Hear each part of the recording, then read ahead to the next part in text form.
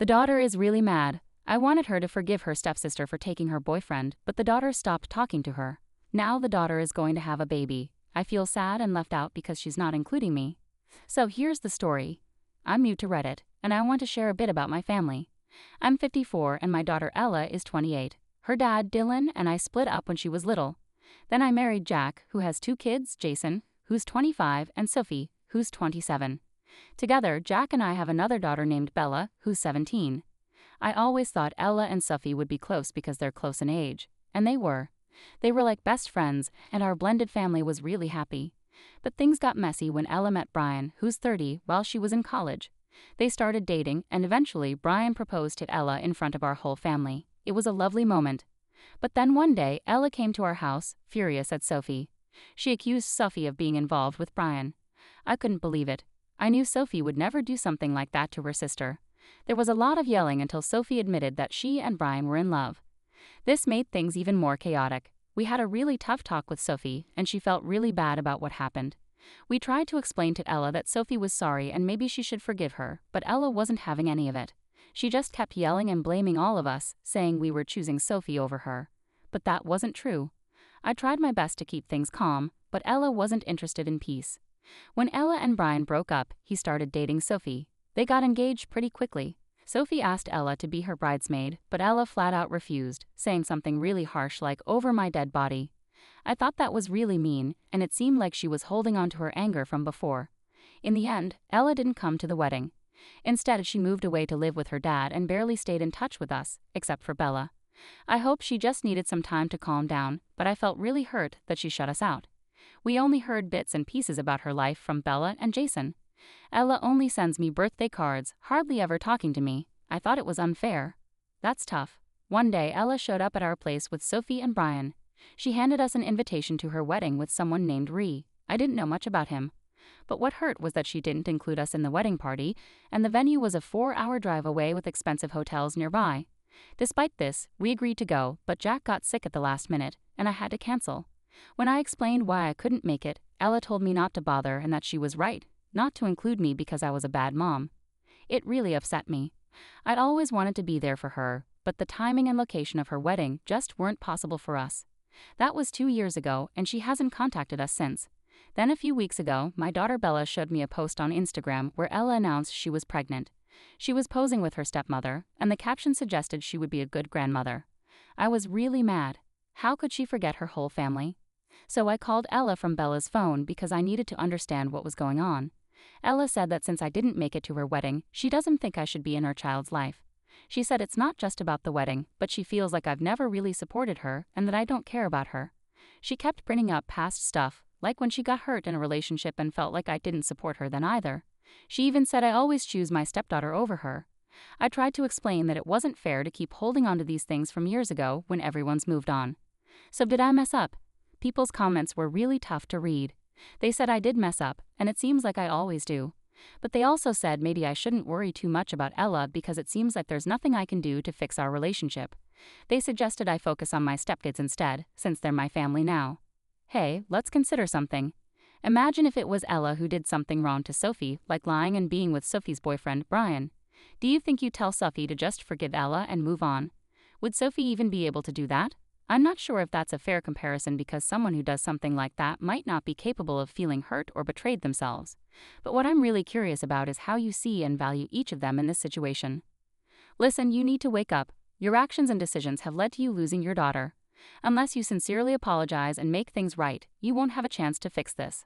Both you and your stepdaughter are in the wrong here. It's time to listen to what people are saying and make a change, or else you'll have to deal with the consequences of your selfish behavior.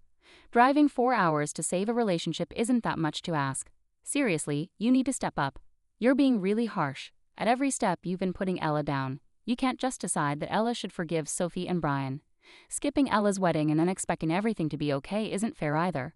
And you can't expect Ella to let you be part of her child's life or any future kids she has when all you've done is bring her down.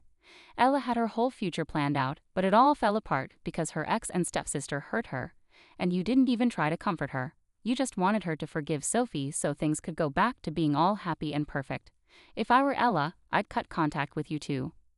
Here's more info. You didn't forgive Sophie at all. You made it clear that what she did was wrong. Sophie was begging Ella for forgiveness, and remember, she's your stepdaughter. Was it really the right choice to push her away over one mistake? And I know Ella was hurt, you acknowledged that. But you didn't take Sophie's side, you just wanted both of your daughters to find some common ground. Don't you think it's time for Ella to move on? She can't hold a grudge against us forever. Sophie's happy with Brian, and I'm sure Ella's happy with Ree. Everything worked out for her, so why should she still be angry at us? And saying I didn't abandon Ella, she distanced herself from us willingly, doesn't really change things. She stopped talking to us, and no, I didn't pick my stepdaughter over her. I love both of them the same. If I were in Ella's shoes, I would have at least gone to Sophie's wedding and not left town without much notice. I did my best, but she still acted cold towards me, and it hurt because I couldn't attend her wedding. Jack was sick. He couldn't even walk properly because he was so weak. If I could have gone, I would have. I sent a gift and promised to make it up to her. I didn't mean to miss it on purpose. Edit. I didn't abandon Ella. When she broke up with Brian, I tried to support her. I went to see her almost every day. I just think it's silly to hold on to something that happened years ago. I understand she didn't want to be a bridesmaid, but she could have still come to the wedding. I didn't pressure her. Yes, I was disappointed, but if she had politely declined, I wouldn't have thought it was mean. And we really tried to go to her wedding. We even booked a hotel, but Jack got really sick. We apologized and promised to make it up to her, but she didn't accept. Okay, here's what's going on. Ella's half-sister, Bella, who's 17, made a post to clear things up. She says this whole argument about Ella being pregnant happened 2 months ago, and it's caused a lot of fights and crying with their mom. Bella tried to explain to their mom that what she did was really wrong, and she can't expect Ella to be okay with it after she hurt her. But their mom still thinks Ella's being unfair and believes everyone would agree with her. Bella knows better though. She's been on Reddit for about 3 years and has seen how people react to situations like this. So she suggested to her mom to post anonymously on Reddit about it. Bella helped her mom with the steps, but her mom left out some stuff. Bella challenged her mom, saying nobody would think she's right after what she did. It was funny to see her mom's reaction to the comments. She actually thought people would be on her side. Bella says her mom spent 3 hours reading the comments, and it was pretty entertaining. So after seeing how people really feel about her, my mom cried a lot. She's still acting like they don't know anything. But some of the comments and messages were really mean, and it got to her. When my dad came home and saw her crying, he got mad at me for talking about our family problems online. My mom begged me to delete the post, but instead I deleted the Reddit app from her phone. Now I'm writing this to tell you what's going on. Reddit has been pretty interesting. I've been reading all the comments. My mom won't even look at them. She's given up. But I'm here to set things straight a bit. I'm like the observer of my family, so I've noticed a lot. First off, my mom didn't cheat on my dad, at least not that I know of. Some people were suggesting that since my parents' divorce was friendly, but I haven't heard anything about that. Also, my mom has this weird thing about wanting twins. My mom always dreamed of having twin girls, but it never happened. Since Sophie and Ella are close in age, my mom kind of pretended they were twins. She imagined they'd do everything together and have this perfect matching life. But in reality, Sophie and Ella were just regular sisters. They didn't have that twin-like bond. Even though they didn't have any bad feelings toward each other, they were far from being twins. But my mom kept hoping for that twin lifestyle for them. As some of you mentioned, my mom is the type who puts her family first. She wanted Ella to forgive everything and be okay with Brian and Sophie, so she could show off to people how forgiving our family is, no matter how bad someone messes up. Ella not forgiving them messed up my mom's idea of a perfect family. My dad is mostly focused on his biological daughters, although he never treated Ella badly and always loved her. But like my mom, blood family comes first for him too. As for my stepbrother Jason, he doesn't really care much about the drama. He and Sophie weren't that close, and he and Ella weren't either. I'm actually pretty close with Ella. The reason I showed my mom that Instagram post was to keep her updated on what Ella's up to. She's always asking me about Ella's life, so I thought this would help her stay in the loop. But obviously that didn't work out the way I hoped, and I'll take the blame for it. Another thing, my parents did talk to Sophie about her affair with Brian. Sophie started crying, saying she'd do anything to make things right with Ella. She even promised to cut off all contact with Brian. But Ella wasn't having any of it. I think my parents got fooled by Sophie's tears, which is why they kept pushing for Ella to forgive her. Some of you asked about Jack, my dad. Well, he hurt his back falling down the stairs. I wasn't there because I was a bridesmaid at Ella's wedding, so I spent the whole week with her in her town. Sophie and Brian weren't invited, and Jason was out of town too. But I still believe if my mom had really wanted to, she could have made it to the wedding. She did try to apologize and offered to pay for their honeymoon, but I don't think that's enough. I mean, it was her daughter, for goodness sake. And here's the kicker. My mom lied. Sophie and Brian are not a happy couple. They seem like they're on the verge of breaking up. My mom doesn't even know that Brian cheated on Sophie with a stripper at his bachelor party. Sophie forgave him because, according to her, it was his bachelor party, so it doesn't count. But I also suspect that Sophie cheated on him at her bachelorette party. I don't have proof, but I just have a feeling. And get this, a month ago, Sophie decided she wants to have a baby too. I'm willing to bet Brian will disappear when that happens, or he might not even be the father, but we'll see. Lastly, I'm sorry for dragging you all into my family drama. I just wanted my mom to see that she's wrong. She even tried to defend herself, but you guys really showed her what's what. I was a bit hesitant to post here because I knew some of you might think this is fake and not give proper replies. And I'm sorry if anyone felt misled by someone else posting before me, so I want to clear things up once and for all. The first post was made by my mom. This update is coming from me, Bella, the youngest sibling. Adding on from OP's comments, it's pretty surprising that Sophie and Brian's marriage lasted 5 years, but now it's hanging by a thread. If anything, Sophie did Ella a favor by showing what kind of guy Brian really is. I always had a feeling he wasn't genuine. Also, Ella has blocked my mom, Sophie, Brian, and Dad. She only talks to me and Jason, so I'm not sure if there will be more drama. But even though she's not talking to Mom, I know she still cares for her. I lied to my mom and told her that Ella also blocked me after all the drama. Plus, I'll be turning 18 in 3 months, and I'm planning to move out because I'm applying to college in a different city. As for the rest of the family, Jason pretty much keeps to himself. We only exchange occasional greetings. He and Ella aren't very close either. Ella and I used to talk a lot, and I was sad when she left. I was actually the last person she spoke to before leaving town. Sophie tried reaching out once or twice, but not much came of it. As for Ree, he's a bit older than Ella at 34, but he's a really nice guy. Even her dad thinks she made the right choice this time. I haven't spent much time with Ree, but from what I've seen, he genuinely loves and cares for Ella. Now on to the second story. My wife of 5 years wanted to open our relationship for another woman. Here's what happened. Dee and I have been married for 5 years and we're both in our mid-30s. Last year, Dee told me she thinks she's bisexual and wants to explore having a relationship with a woman. I asked if she meant just a casual thing or a serious relationship, and she said she wanted a real relationship because she had a lot of love to give. I was worried about whether she had enough time to give to both of us, and I said I wasn't comfortable with it. I thought we'd settled the matter then. About 4 months ago, Dee brought up the idea again, saying she'd be okay with just a friends with benefits arrangement, not a full-on relationship. I was still unsure, but she kept bringing it up.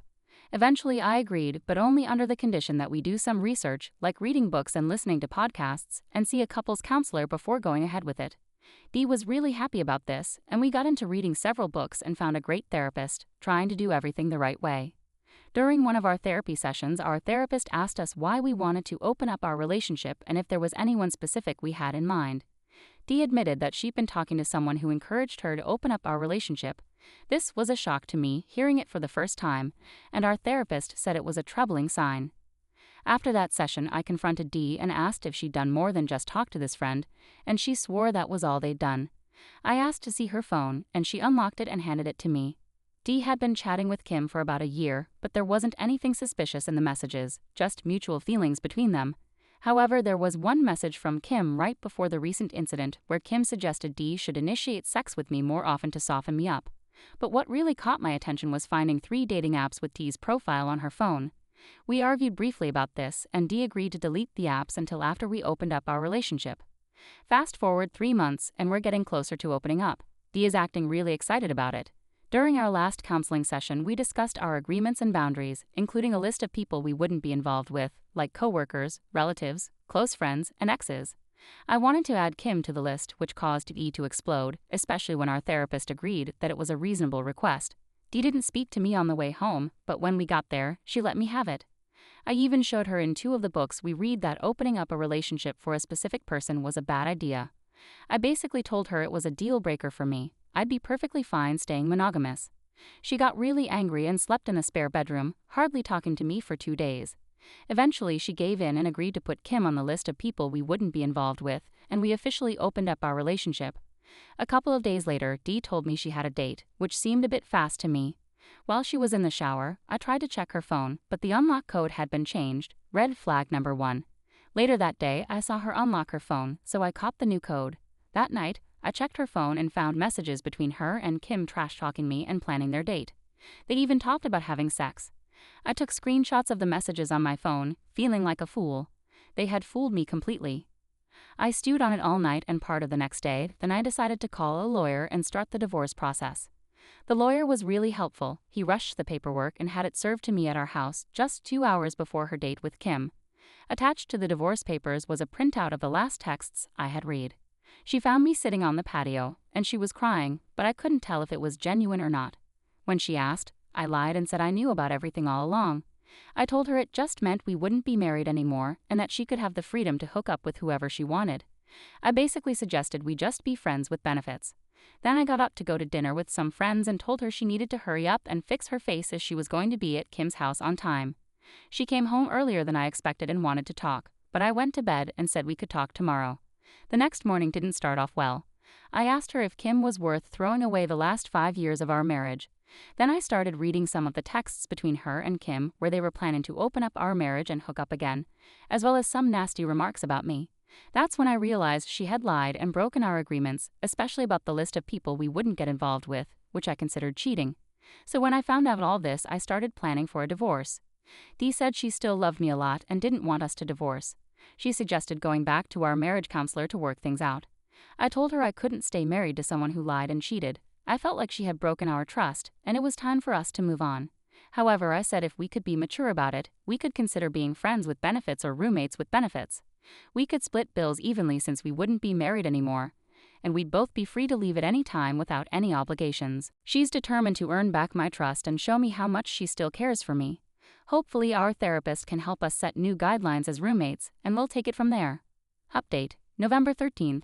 2023. I understand what everyone is saying in the comments, but legally, I can't just kick her out at this point. I've taken steps to separate our finances, cancel our credit cards, and move half of our money to a different account. I told Dee she can stay on my insurance until the new year. Our regular counseling session is coming up on Tuesday, and I've already given our therapist a heads up about the changes in our relationship. I moved all of Dee's belongings into the spare bedroom. The past couple of days, Dee has been trying to win me back with lots of affection and attention. She wants to slow down on the open relationship and put the divorce on hold, but I've made it clear that it's too late for that, and we'll just have to see how things unfold. However, it's unlikely that we'll go back to where we were before all of this. This morning, I realized how supportive my friends have been over the past 6 months. Most of them have been encouraging me to stick to my decision about the divorce. My sister-in-law recently told me that her sister has had a crush on me for a while and wants to set me up with her. Update 2, November 24th, 2023. I've reached a breaking point after our recent counseling sessions. Dee finally confessed to cheating and lying about her affair with Kim, but she doesn't seem to feel much remorse or understand the severity of her actions. She continues to blame me, accusing me of being controlling and hesitant about opening up our relationship. During our last session, I gave Dee an ultimatum. Either we return to monogamy with no contact with Kim, or we proceed with divorce and continue living together, splitting everything. She insists we can still make option 2 work while maintaining contact with Kim, but I've made it clear that having Kim in our lives is a deal breaker for me. Despite this, I'm still facing pressure from Dee at home, with constant attempts to persuade me to accept her preferred outcome. I've been quietly looking at condos near downtown with the idea of moving out and letting her stay in the house for the next 6 months until the lease is up. I told her I wouldn't be attending Thanksgiving at her family's this Friday and would instead be going to my parents on Thursday without her. This upset her, but I made it clear that I would be honest with my family about the situation. Her sister reached out to me, concerned if anything was wrong, so I told her about Dee's affair with another woman and our plans for divorce. My goal is to be out before Christmas. If Dee spends the night or the weekend with Kim, I can make my move before she realizes it.